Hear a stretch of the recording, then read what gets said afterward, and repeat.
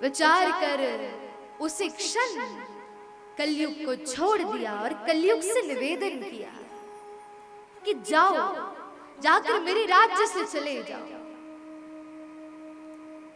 कलयुग बोला कि हे राजन, मैं कहां जाऊंगा?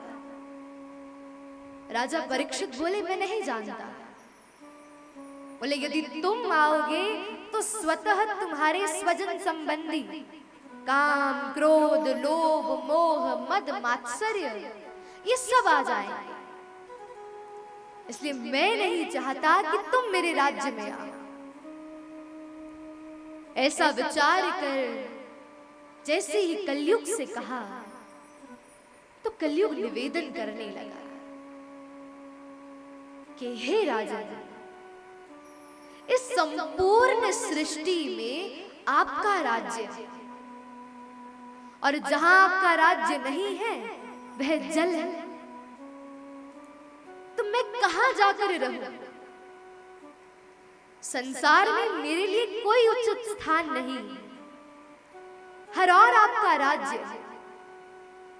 लेकिन आपसे निवेदन करता हूं, आप मुझे कुछ स्थान दे दीजिए, उन स्थान के बल पर ही मैं रह लूंगा।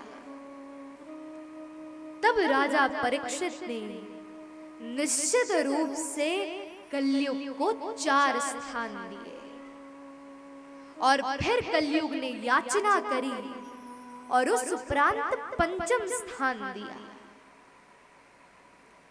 द्यूतम पानम स्त्रियः सूना यत्र धर्मश्चतुर्विधः पुनश्च याचमानाय जात रूपम मदात् प्रभु। किसी संत का ऐसा भाव था कि यदि आप इन 5 स्थानों से परे, तो विचार करना कि आप कलयुग में नहीं रहते, आप सतयुग में रहते। और वह 5 स्थान क्या है?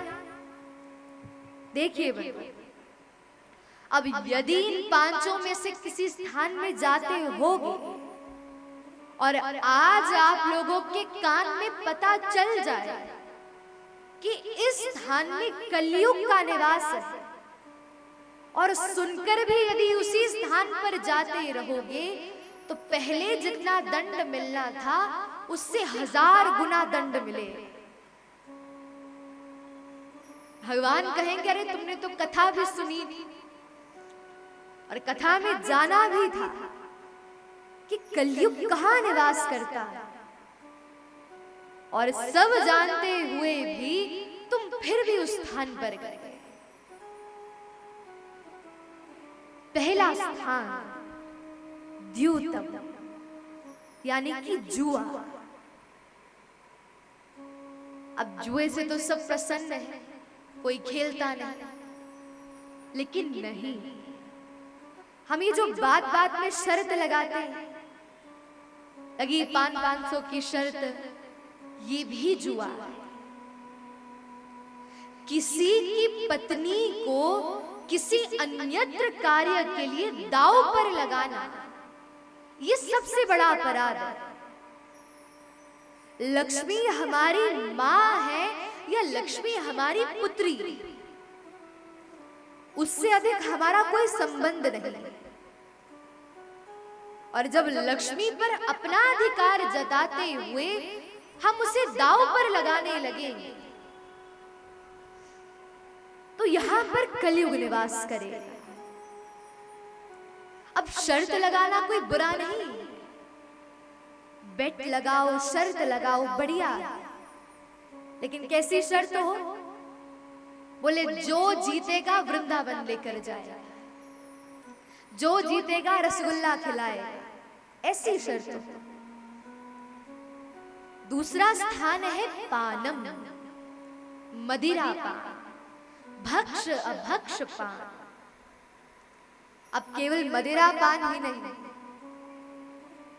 हमारी जिह्वा के लिए जो वस्तु खाने के लिए नहीं बनी और उस वस्तु का हम पान करें तो वह एक प्रकार से पानम है।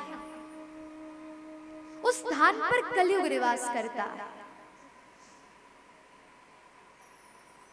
और तीसरी वस्तु स्त्रियम,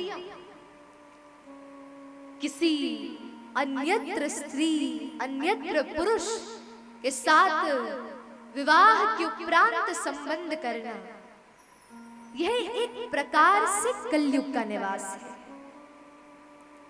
सूना, हिंसा, तीनों प्रकार की हिंसा, मनस्य वचस्य कर्मण्य, हाथ से हिंसा करना, वाणी से कूट भाषण करना, मन में बुरा विचार करना, इन तीनों स्थानों पर कलयुग का निवास है।